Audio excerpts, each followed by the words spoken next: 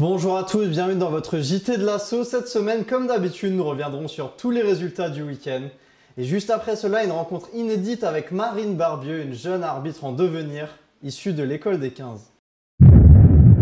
En déplacement à Montauban, dans le cadre de la 8e journée du championnat de France, nos espoirs ne repartent pas bredouille.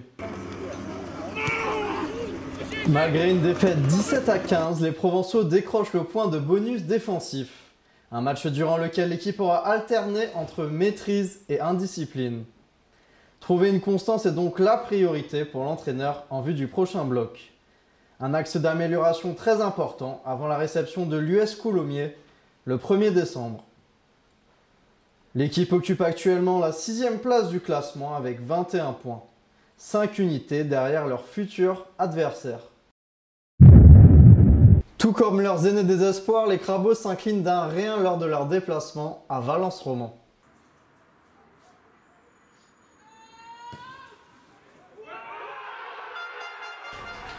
Le score final 9-8 avec une pénalité encaissée à la dernière minute. Après une première mi-temps équilibrée, les joueurs seront tombés dans l'indiscipline en seconde période.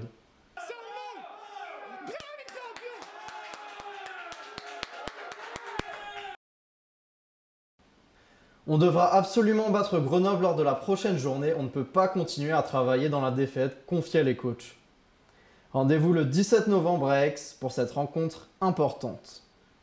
L'équipe occupe actuellement la 8e place du classement, mais loin d'être distancée à 2 points seulement de leur futur adversaire.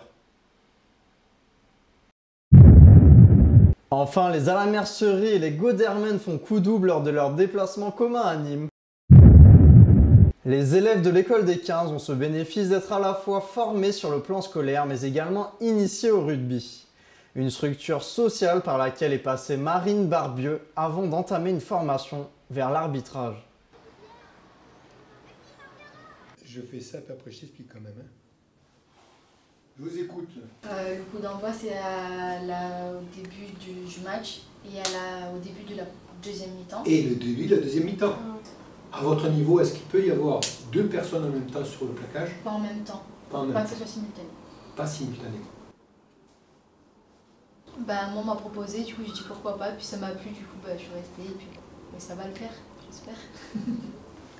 Si l'attaquant rentre le ballon dans le but et aplatit, il y a essai. Si l'attaquant rentre le ballon dans le but et que c'est un défenseur qui aplatit, il y a renvoi au 22 mètres. Et Marine est arrivée au rugby, elle a joué. Donc elle était totalement ignorante du rugby, hein, c'est ça. Totalement. Et bon, les progrès se sont fait naître. Et après, le directeur de l'école, Benoît pour ne pas le nommer, a dit que ça serait bien de voir si elle pouvait faire aussi arbitre.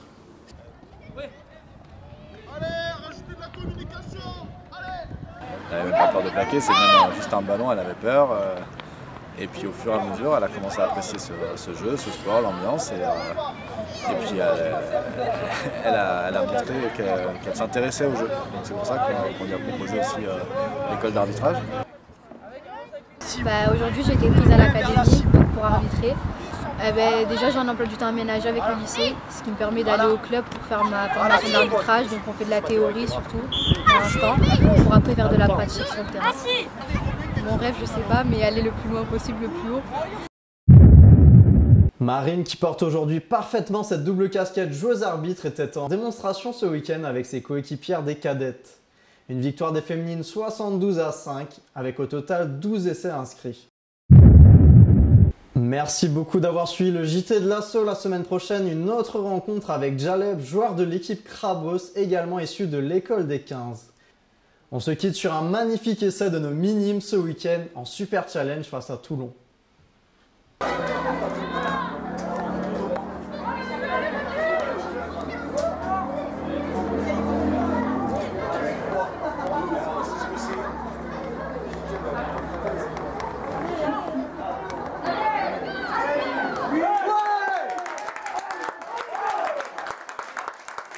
Bien joué.